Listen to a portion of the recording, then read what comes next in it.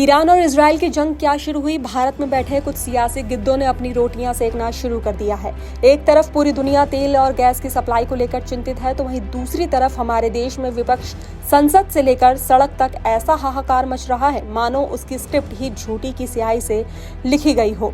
मोदी सरकार लगातार हालात पर नजर बनाए हुए है और गैस और तेल की सप्लाई दुरुस्त रखने के लिए काम कर रही है, लेकिन इसके बावजूद देश में जानबूझकर डर का माहौल बनाया जा रहा है। हालांकि कहते हैं कि पाप का घड़ा एक दिन फूटता जरूर है और झूठ ज्यादा दिन टिकता नहीं है। इस मामले में भी कुछ ऐसा ही हुआ। जो चेहरे दिन में सरकार को कोसते नजर आते हैं, वही चेहरे रात में गैस सिलेंडर की कालाबाजारी करते हुए पकड़े जा रहे हैं। ऐसे में सवाल उठता है कि क्या वाकई देश में गैस का इतना बड़ा संकट है या फिर जानबूझकर ऐसा माहौल तैयार किया जा रहा है।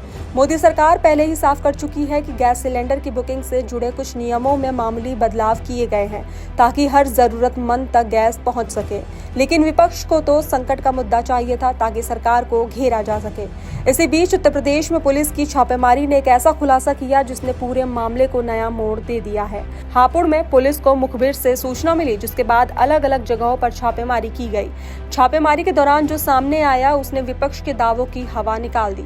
समाजवादी पार्टी के नेता अब्दुल रहमान, जो जनता के बीच सरकार को कोसता था, उसके घर के पीछे ही गैस सिलेंडरों की कालाबाजारी का बड़ा खेल चल रहा था। पुलिस ने जब वहां छापा मारा तो एक दो नहीं बल्कि 55 भरे हुए एलपीजी सिलेंडर बरामद हुए। इसके अलावा बड़ी संख्या में खाली सिलेंडर भी जब्त किए गए। सोचिए, एक तरफ लोगों को ये कहकर डराया जा रहा था कि गैस की सप्लाई बंद हो सकती है, जबकि दूसरी तरफ वही लोग सिलेंडर छिपाकर बाजार में कमी पैदा करने की कोशिश कर रहे थे। ये सिर्फ कालाबाजारी का मामला नहीं है, बल्कि सरकार को बदनाम करने और बाजार में कृत्रिम संकट पैदा करने की कोशिश भी बताई जा रही है। तो वहीं मुख्यमंत्री योगी आदित्यनाथ पहले ही चेतावनी दे चुके हैं कि संकट के समय जनता को परेशान करने वालों को बख्शा नहीं जाएगा। इसी के चलते पुलिस अब पूरे मामले की गहराई से जांच कर रही है और प्रदेश भर में छापेमारी अभियान चलाया जा रहा है। आंकड़ों पर नजर डालें तो कई राज्यों में गैस सिलेंडर की कालाबाजारी पकड़ी गई है। झांसी में 500 से ज्यादा सिलेंडर बरामद हुए और करीब 11 लाख रुपए कैश मिला। इस मामले में गैस एजेंसी के मालिक एजाज समेत 7 लोगों को गिरफ्तार किया गया है। मध्य प्रदेश के छतरपुर में एक रिटायर्ड शिक्षक श्यामलाल के घर से 25 सिलेंडर बरामद हुए।